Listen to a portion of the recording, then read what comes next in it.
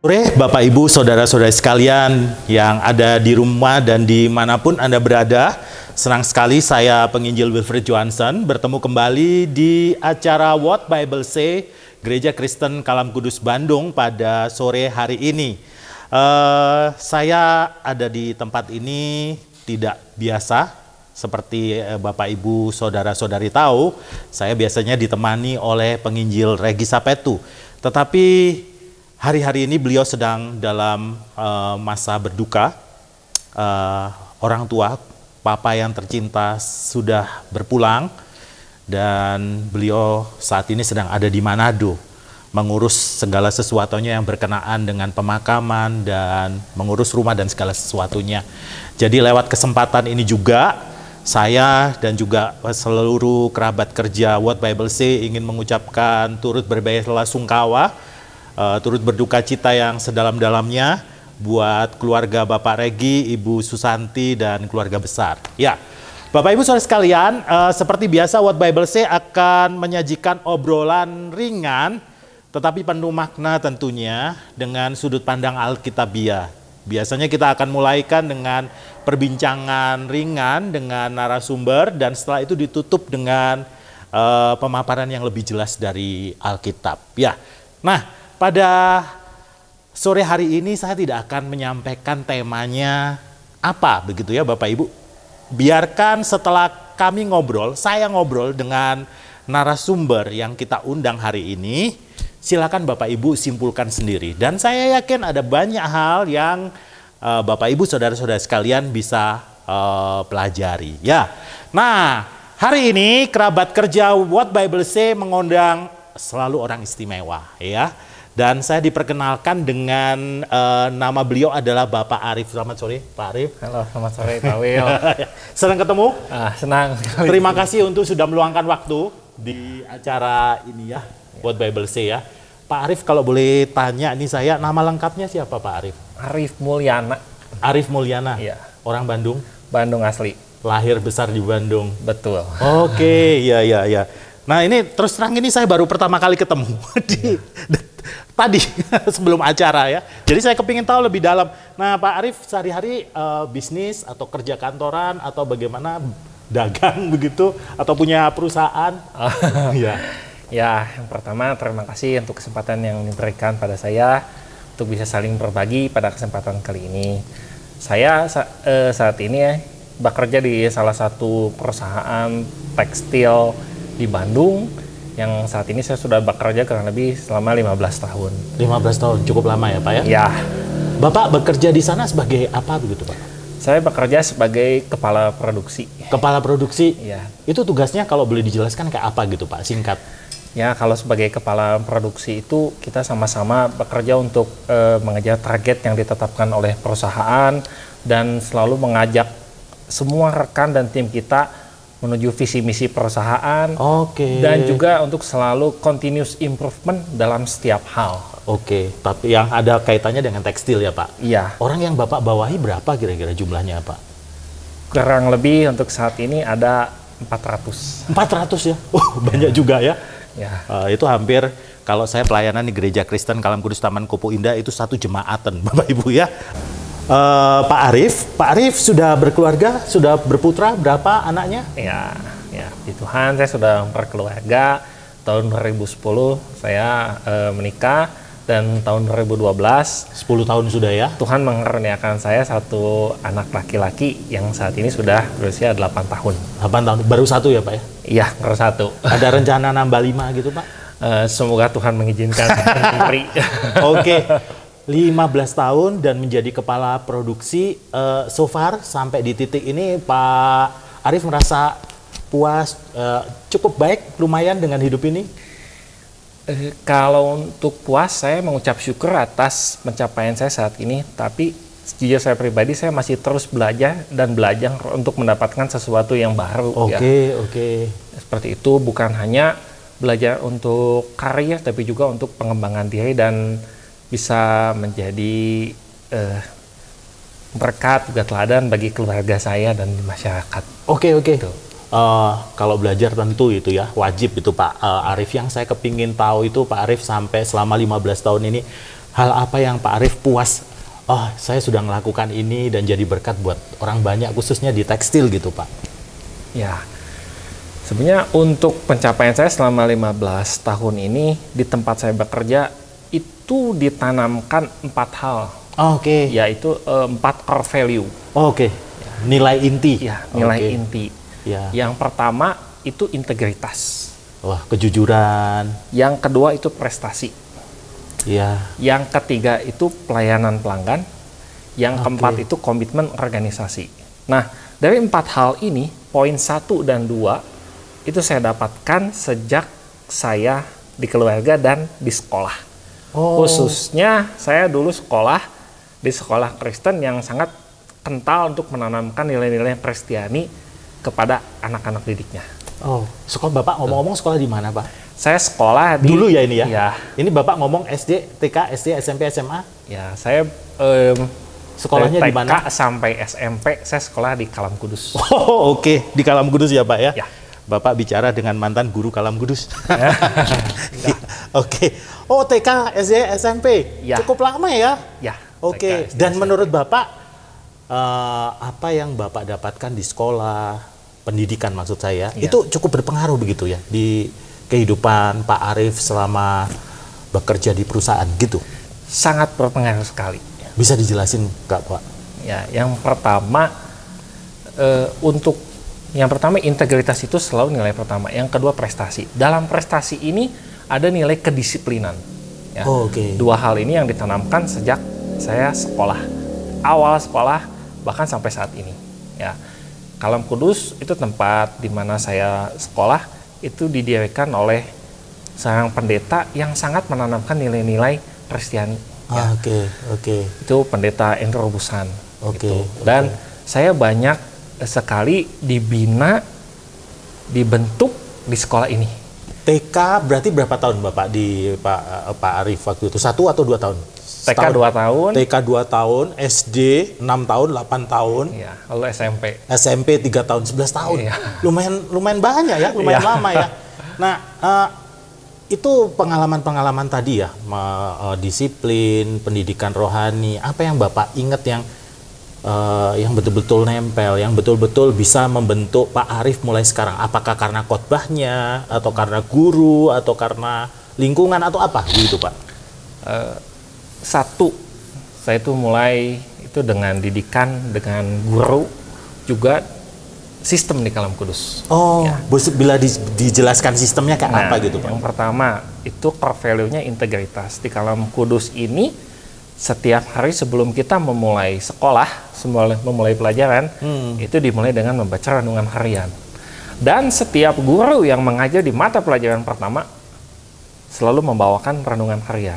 Sebelum pulang sekolah, kita semua berdoa sama-sama. Itu satu. Itu cukup berpengaruh menurut Pak Arief ya? Sangat. Oke, itu Yang satu. kedua, Oke. nilai kedisiplinan. Kedisiplinan. Kalam Kudus ini sekolah yang sangat ketat. Oh, Ya. oke. Mendidik bukan hanya mata pelajaran, tapi juga karakter. Oke. Ya, di Kalam Kudus ini saya banyak sekali dibina, banyak kelakuan-kelakuan saya termasuk anak yang nakal, Oke. bikin ulah. Iya, Bahkan sampai guru kesiswaan saya memanggil orang tua saya sampai dibilang, "Bu, tahu nggak? Setiap kali ada kasus, Arief itu pasti selalu terlibat." Dulu sampai kayak begitu ya, Pak? Always. Sampai dibilang seperti itu. Wow. Ya. Menarik, Pak. Betul. Iya. Bahkan kenakalan saya ekstrimnya kalau nyontek itu udah pasti. Ketahuan nyontek itu pasti. Nah, namanya juga kan pasti ketahuan ada sanksi. Oke. Tapi setiap ada sanksi saya selalu dinasehatin, oh ya saya selalu berpikir ini nggak benar. Oke. Lalu Ada apa lagi yang sistem yang lain atau guru atau apa? guru saya sangat meneladani seorang guru yang paling lama membimbing saya. Paling lama. Paling lama dan terakhir menjadi wali kelas saya. Oh. Dia sangat menginspirasi saya. Oke. Boleh sebutkan nama, Pak? Ya, Ibu Yulia. Ibu Yulia. Ya, Bapak masih ingat nama lengkapnya? saya nggak ingat nama lengkapnya, Nggak tapi ingat. saya nggak akan pernah lupa wajahnya. Oke. Kayak gitu. Dan Wali didikannya. kelas ya? Ya. Pernah ngajar mata pelajaran secara pribadi gitu, Pak? Pernah. Ibu Yulia ini yang Mengajar paling apa lama mendidik saya. Oke. Bahkan semua anak-anak Kalam Kudus itu bisa dibilang paling lama dididik sama Ibu Yulia. Oh, oke. Beliau mengajarkan bahasa Inggris sejak kelas 3 SD.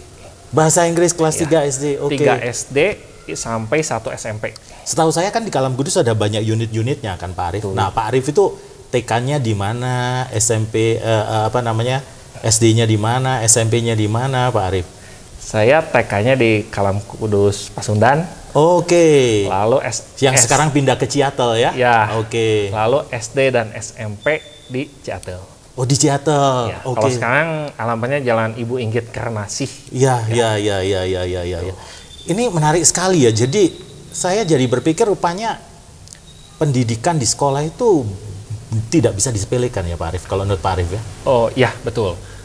Bahkan untuk seorang Pak Arief yang sudah 15 tahun bekerja di kepala produksi 400 orang jadi bawahan, Pak Arief itu masih merasakan sesuatu yang dulu ya, TK, SD, SMP masih berpengaruh gitu ya? Ya, karena prinsipnya begini, keadaan kita saat ini itu dipengaruhi dari masa lalu kita. Aduh, dalam, deep. Itu kalau kita saat ini itu kalau dulu sekolah itu sangat ketat, tapi sekolah itu tanda petik ya, selalu ada kata maaf. Kalau udah kena sanksi tetap dirangkul. Di sekolah itu ada yang namanya kesiswaan, ada namanya BP, ada namanya wali kelas. Iya. Seperti itu. Iya. Tapi kalau udah di tempat kerja, di masyarakat, itu aturan itu lebih terbuka, tapi sanksinya lebih ketat. Oke. Ini saya wawancara di sini ya, seperti wawancara di itu loh, Laskar Pelangi, ya. Seorang ini pria yang hidupnya dipengaruhi oleh pendidikan di sekolah gitu, luar biasa banget ya. Oke. Nah, saya ingin berhenti dulu di bagian ini. Tentu Anda ingin tahu dan kenal guru yang punya impact itu ya. Saya pikir sampai di titik ini kita harus sadar bahwa kita memengaruhi orang lain, apalagi kita pendidik ya. Nah, jangan kemana-mana, sebentar lagi kita akan bertemu dengan figur Ibu Yulia, oke? Sampai ketemu sebentar. Iya.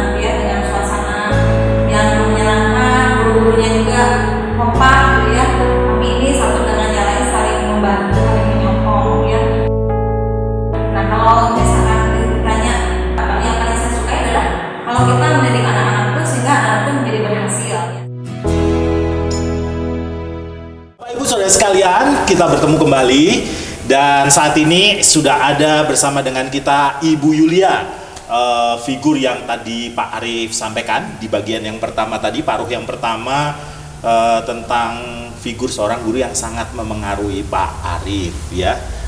Selamat datang Bu Yulia. Iya. Bu.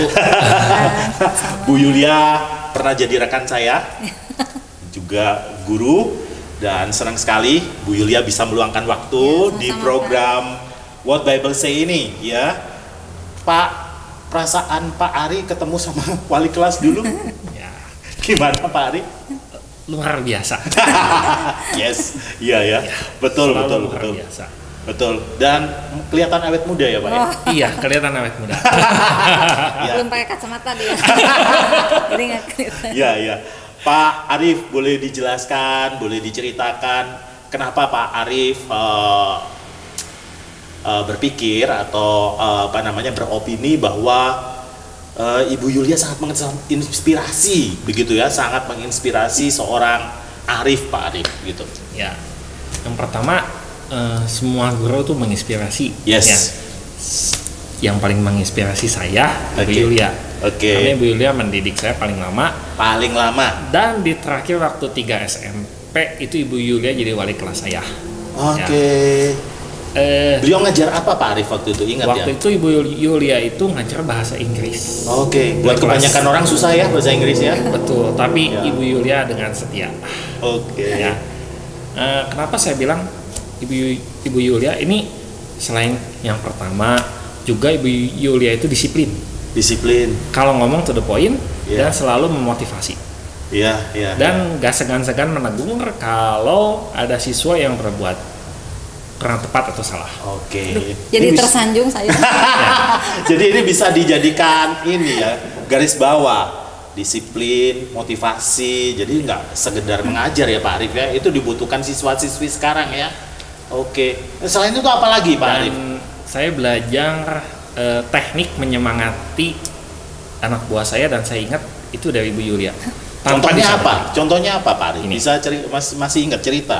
Saya waktu kemarin sempat terpikir ya, triknya Ibu Yulia itu begini kalau menghadapi anak-anak yang tanda petik nakal. Ya. Kalau lagi ngajar anaknya nakal, ada satu triknya. Oke. Dia pertama selalu menyemangati.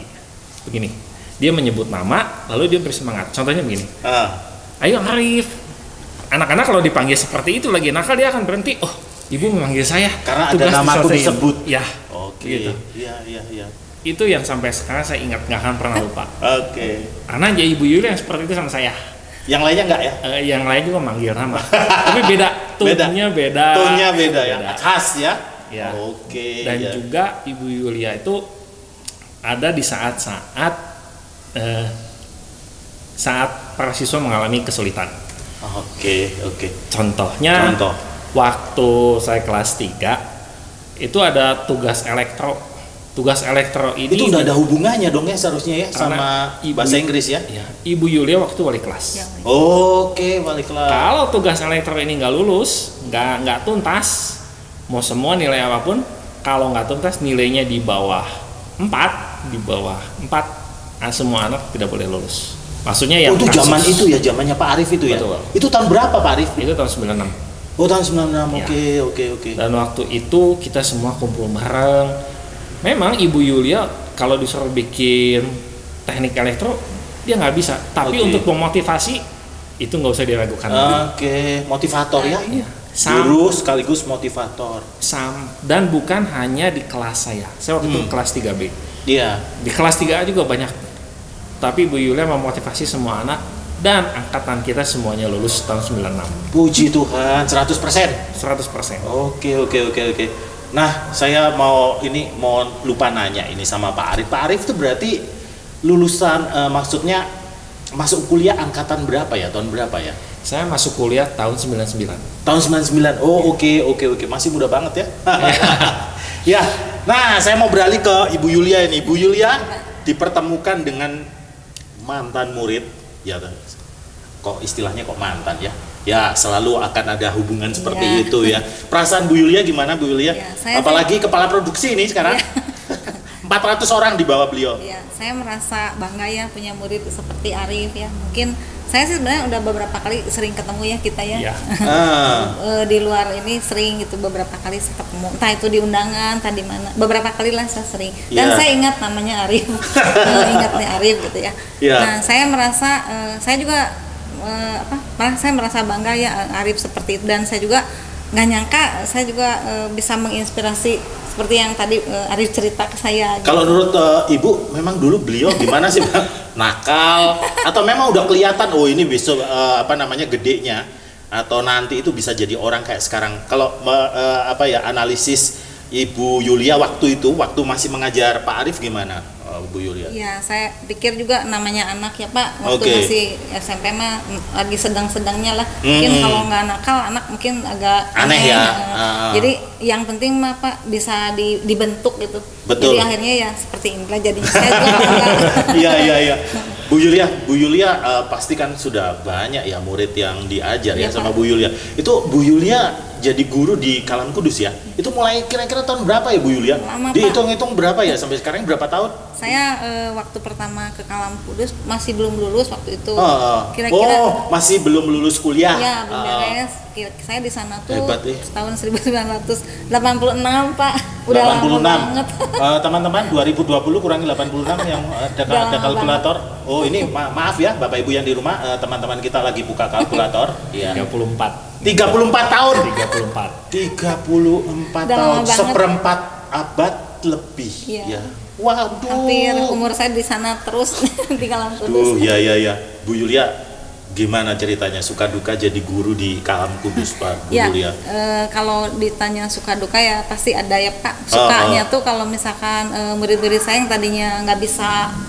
Saya dulu di sana bukan langsung ngajar bahasa Inggris, Pak. Oke. Saya tuh di sana ngajarnya namanya PKK, pendidikan keterampilan keluarga, pendidikan kesejahteraan keluarga. Pendidikan kesejahteraan keluarga. Iya, yang diajarkan sama saya tuh keterampilan. Upgrade terus ya.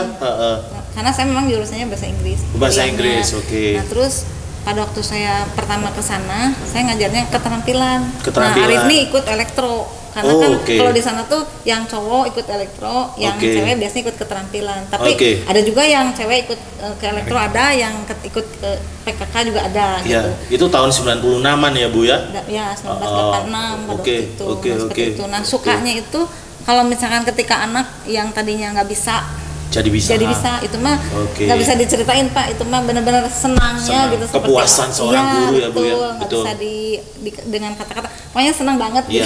Nah waktu itu ada anak ya, saya dulu ngejar keterampilan, saya tuh dulu bikin ini Pak, ngerajut. Kan banyak anak yang nggak bisa tuh. Kalau misalnya ngerajut tuh yang saya ajarkan anaknya udah rada besar ya, udah SMP. Ada anak yang nggak bisa, benar-benar nggak bisa, itu kaku gitu Pak. Tapi saya tuh anaknya orangnya kalau misalnya harus bisa gitu. Jadi harus bisa sampai nangis, sampai saya pegang dari belakang. Ayo gini. Nah, tapi ternyata setelah lama Pak, nggak berminggu-minggu setelah bisa, anak ini nggak mau berhenti Pak. Malah terus ya, ngerajut terus. Ya, bahkan waktu itu pernah ada di pelajaran lain. Padahal di pelajaran lain dia mungkin terus lagi senang ya. Malah ngerajut. Sampai jadi dimarahin, saya yang dipanggil jadi sama gurunya. Ibu ini lagi pelajaran saya nggak sih? Ya. Kok malah ngerajut ya? Tapi beberapa anak juga yang sekarang udah berkeluarga, suka ketemu gitu. Ini saya dulu diajarin ini sama ibu loh, katanya gitu. Itu ada sukacita tersendiri di saya. Kalau duka citanya Bu? Dukanya apa ya? Kadang-kadang ada juga anak yang susah diberitahu mah ada gitu pasti ya. Misalkan ada anak yang melanggar, banyak pelanggaran gitu. Tapi ada anak yang memang kalau udah melanggar, namanya juga anak apa ya, dikasih tahu bisa ya kita ya syukur gitu. Tapi ada juga anak yang memang suka, beberapa anak yang memang tidak bisa mau dibagaimanakan gitu. Karena kalau misalkan di pelajaran sekarang yang saya ajar bahasa Inggris, memang anaknya nilainya kurang. Kan ada anak yang suka, emang saya mah udah nggak bakat gitu. Padahal mah ya itu mah bisa dipelajari ya semua juga. Nah dukanya itu ketika sampai anak ini beres, nilainya itu memang udah mentok di situ, tidak memenuhi syarat untuk lebih tinggi. Ada juga ya Bu ya kayak gitu ya? Ada beberapa sih. Ada beberapa, iya. Bu, kalau saya dengar ya dari omong-omong Bu Yulia ini, saya bisa lihat pendidikan sekolah itu penting ya Bu ya. Nah, Ibu kan juga masih ngajar ya pandemi ini ya? Masih. Udah beda banget ya Bu? Nggak pernah lah pasti ya ngalamin kayak begini ya seumur-umur ya? Saya juga nggak nyangka Pak bakal ada kayak gini. Saya betul. Mengalami gitu, kayak gini. Sedangkan ketemu saya kan sama orang-orang, terus sekarang ketemu layar, begitu ya Bu? Di kelas ngajar sendiri kosong gitu. Dan saya apalagi orang lama, gaptek banget. Jadi saya belajarnya, wah lumayan. Kadang-kadang anak tuh lebih pintar dari saya, harus bagaimana. Saya juga nggak ngerti harus bagaimana. Tapi puji Tuhannya tuh, ya saya juga, teman-teman saya di Kalam Kudus itu ya, banyak yang mau memberitahu gitu, bahkan mungkin ada beberapa yang saya nanya berkali-kali, bukan hanya sekali, beberapa kali. Di situ saya merasakan bahwa ya anak itu ternyata bukan hanya sekali dua kali belajar, itu harus berkali-kali, berulang-ulang gitu. Nah demikian juga dengan saya juga sekarang merasakan bahwa begitu susahnya, misalkan kalau saya mau nge-share materi gitu Pak, kan itu melalui Google Classroom, Google Form. Nah itu kan ada step-stepnya gitu. Saya kadang dicatat berapa kali, itu juga kadang lupa. Jadi ngerasakan empati sama murid ya. Gitu. Iya. Jadi kalau saya ulangin, selama pandemi ini guru terpaksa ya harus belajar gitu betul. Ya. Banyak lah gitu. Iya. Ada yang pikir loh Bu, Bapak Ibu di rumah mungkin gurunya nggak ada kerjaan kalau udah pandemi, padahal kita harus ngikutin teknologi Iya, begitu Pak, ya. iya. Dan lebih susah katanya ya Pak Bu. Bener. Lebih ngajar daripada langsung ya Bu Iya, ya. kalau langsung kan kita anak misalkan lagi latihan nih, Oke. kita lihat, Iya. anak latihan, kita kan sama-sama. Misalnya ada anak yang nggak ngerjain, kita kan bisa tegur langsung anaknya. Iya. Nah kalau di sini lagi PJJ nggak bisa Pak, kita nggak lihat anaknya mungkin lagi tidur, mungkin di Iya, rumah, iya. hanya kameranya aja yang di Terus ngaku-ngaku Mic-nya aja. wifi-nya ngelek, ngelek. banyak alasan lah Pak. Iya betul. Iya. Nah, Bu, ini saya tanya yang menarik lah ya Bu ya, yang lain gitu. Nah, menurut Ibu karena gara-gara PJJ ini juga Iya. banyak orang yang berpikir, nah kalau semuanya lihat YouTube, lihat layar, ini mah saya sendiri bisa, nggak perlu sekolah, mungkin homeschooling. Nah, kalau menurut Ibu gimana Bu? Kalau menurut saya mah pendidikan mah merupakan dasar dari semua orang ya Pak ya. Dididik di sekolah itu kan kita meskipun Beda ya Bu ya, di sekolah ya, beda iya, ya Bu. karena dari Dengan homeschooling beda ya Bu. beda. Kalau Beda. homeschooling kan orangnya itu juga. Kalau di sekolah kan kita gaul sama teman juga, bersosialisasi. Oh, itu ada nilai plusnya. Iya dong Pak, belajar Oke. bersosialisasi, belajar bagaimana berbagi dengan temannya, misalkan nggak pelit gitu. Belajar dasar dari pendidikan itu kan adanya di sekolah Pak. Gimana sih anak itu diajar mematuhi tata tertib yang ada di sekolah. Misalkan anak ini kan harus berseragam tuh Pak. Mungkin kalau misalkan nggak Berseragam itu pun termasuk tertib. pembentukan disiplin gitu ya Bu ya. Oke. Sebenarnya nggak ya. mau misalkan, tapi kan harus sama gitu sebenarnya. Jadi mau Iya, nggak mau harus. iya. Misalkan bangun pagi gitu kan Pak. Iya. Bangun pagi kita kan mulai belajar itu jam 7 ya. Jam ada yang 7. 7 ada yang jam 8. Kan kalau misalkan kita homeschooling kan nanti aja lah jam 9 gitu. Iya. Tapi kalau ini mah kan karena semuanya bareng-bareng, Ada strict jadi ya, harus kita ikut disiplin. harus disiplin. Bangun pagi gitu, Betul. mau nggak mau. Betul. Gitu. Terus ngelatih kerja keras juga ya Bu ya. Iya. Oke. Bu, saya mau kembali karena ada Iya, Pak Arif iya. di sini, saya takut dianggurin Bu. Bu, ingat nggak Bu? Kira-kira Ibu sudah ngajar berapa ratus anak ya Bu seumur hidup Ibu? Aduh, 35 tahun? nggak bisa Nggak pernah gitu. ngitung ya? Jutaan kali. Ya. Nah Bu, ngomong-ngomong, Ibu pernah bayangin nggak murid-muridnya bisa jadi kayak Pak Arif gitu? Murid-murid Ibu sudah pernah Ibu survei nggak jadi apa? Jadi Banyak apa? Pak, Banyak. adalah beberapa yang jadi pembicara ada. Wih, Saya mah gurunya gini aja. Murid-murid saya mah Loh ya jadi berarti gurunya jago. bagus Bu. Muridnya lebih baik gitu ya. Ada yang pembicara, ada yang guru. Oke. pengacara, Banyak lah Pak. Oke. Salah satunya ini. Jadi orang berhasil. Saya Benar, cukup benar. bangga loh sama Arif. Benar. Nah, Pak Arif ini momen yang jarang sekali ya Pak Arif ya. Ini ada guru dan murid ada di satu frame begitu ya. Bagaimana seorang guru bisa memberikan dampak begitu ya, dan muridnya juga membanggakan loh dari guru ya. Buat seorang guru. Jadi dua-dua ini orang-orang yang baik begitu. Tapi kalau boleh ngomong nih ya, boleh ngomong sekarang, kalau Ibu masih mau nasihatin sesuatu nggak Bu sama Pak Arif gitu, buat sekarang ini gitu ya? Ada nggak kalau Ibu jadi guru ya, anggaplah ini sekarang masih murid ya Bu, Ibu ada mau ngomong sesuatu nggak Bu? Ya tadi saya dengar Pak Arif ini punya anak. Dia bilang anak saya tuh nakalnya sama seperti saya. Nah semoga kamu juga bisa sabar mendidik anaknya sehingga bisa menjadi seperti Arif, mungkin bisa lebih dari Arif gitu. Aduh. Loh ini luar biasa, Makasih, Bu. masih ada pelajaran ini. Iya Pak. Ya, kalau nggak karena ada pelajaran lupa. Oke, nah kalau dari Pak Arif nih, ini momen istimewa ya Pak Arif ya. Ada guru Anda di sini, lama lagi ya Pak Arif ya. Jadi hitung-hitung Pak Arif itu bersama Bu Yulia tadi itu ya 8 tahun lebih ya. Kelas 3. 8 Dari tahun kelas ya. 3 sampai SMP 3. So, 6. in this precious moment gitu ya. Apakah Bapak mau bicara sesuatu gitu, say something, say thank you atau sesuatu deh Bu, Pak. Silakan. Yang pertama saya mengucapkan terima kasih sama Ibu Yulia yang udah mendidik saya menjadi bagian dari pencapaian saya saat ini, yang nilai-nilainya begitu berharga. Oke. Pertama integritas, kedisiplinan, motivasi yang Ibu berikan kepada saya, dan kesabaran. Oke. Ya. Terima kasih, so sweet banget. Ya.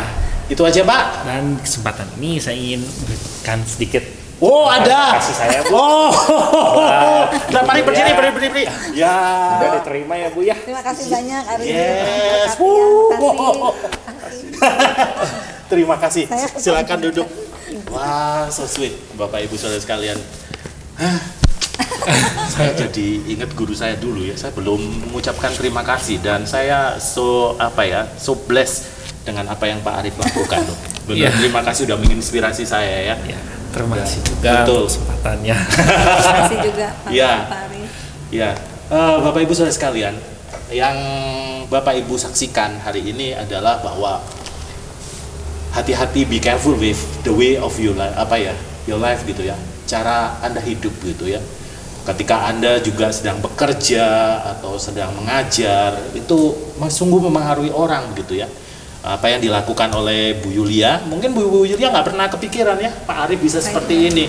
Mungkin Bu Yulia cuman saya akan mengajar sebaik mungkin, saya akan memotivasi sebaik mungkin, dan ternyata apa yang beliau sudah tabur itu tidak sia-sia ya. Ada figur seorang Pak Arif yang sukses ya, seperti saya juga itu. Minta maaf sama Arif, mungkin adalah kata-kata saya yang menyakitkan atau apa. Saya juga tidak kerasa. Kalau sakit hati Ibu nggak dikasih ini, Bu. Pastilah ada mungkin. Namanya orang guru kalau lagi kesel kan. Iya. Terima kasih buat Bu Yulia. Terima kasih untuk jadi teladan hidup tentang kesetiaan, dan moga-moga Ibu tetap terus ya Bu, jadi berkat di sekolah Kalam Kudus ya Bu ya. Sebenarnya saya mah nggak jadi teladan juga sih. So humble. Nah, ini tahun yang ke-35 ya Bu ya. 35 Bu. Iya. Pak Arif, terima kasih buat waktunya. Terima kasih juga. Mengajar kami juga tentang bagaimana seorang murid juga tahu berterima kasih ya kepada gurunya ya, dan ingat gitu ya. Ada orang yang diajarin terus lupa, Pak. Oke, Bapak Ibu Saudara sekalian, demikian perbincangan singkat kita di seri What Bible Say petang hari ini. Kiranya apa yang menjadi obrolan kami, Bapak Ibu bisa ambil sarinya. Sesuatu hal yang penting tentang hidup yang berdampak, ya, tentang pentingnya pendidikan, dan banyak hal saya yakin yang Bapak Ibu bisa tarik dari obrolan ringan kita pada sore hari ini. Sekali lagi terima kasih Mem Yulia, terima kasih Pak Arif, dan Bapak Ibu Saudara sekalian, sampai bertemu di seri WBS What Bible Say di waktu yang akan datang. Sampai ketemu lagi, Tuhan Yesus memberkati. Shalom Bapak Ibu Saudara sekalian, bersyukur hari ini kita boleh menyaksikan What Bible Says. Hari ini kita sama-sama belajar bagaimana pentingnya pendidikan bagi anak-anak kita. Sebagai orang tua, kita harus memilih pendidikan yang terbaik bagi anak-anak kita. Namun di sisi yang lain kita juga melihat bagaimana anak-anak yang menjadi pinter juga belum cukup. Anak-anak perlu yang namanya juga pendidikan karakter, pendidikan iman, sehingga mereka boleh menjadi anak-anak yang takut akan Tuhan. Seperti yang dikatakan Amsal 1 ayat 7, takut akan Tuhan adalah permulaan pengetahuan, tetapi orang bodoh menghina hikmat dan didikan. Bapak Ibu Saudara sekalian, apa gunanya anak menjadi pintar tetapi mereka menjadi anak-anak yang juga memberontak kepada orang tua, tidak mengasihi Tuhan, mereka menjadi orang-orang yang tidak benar. Kepintaran mereka bisa mereka pakai untuk sesuatu yang tidak baik. Oleh karena itu, sebagai orang tua kita bertanggung jawab untuk memberikan pendidikan yang baik bagi anak-anak kita. Bukan hanya pendidikan kognitif, tapi kita juga memberikan pendidikan karakter, pendidikan iman bagi setiap mereka. Dan kita berharap anak-anak kita satu kali nanti menjadi anak-anak yang bukan hanya pintar, tapi juga mereka menjadi anak-anak yang mencintai Tuhan, mengasihi Tuhan, dan mereka juga boleh berdampak menjadi berkat bagi banyak orang untuk kemuliaan nama Tuhan. Biarlah What Bible Says pada hari ini boleh mengingatkan kita dan membuat kita semakin memikirkan yang terbaik buat anak-anak kita, buat keluarga kita. Tuhan Yesus memberkati kita semua. Amin.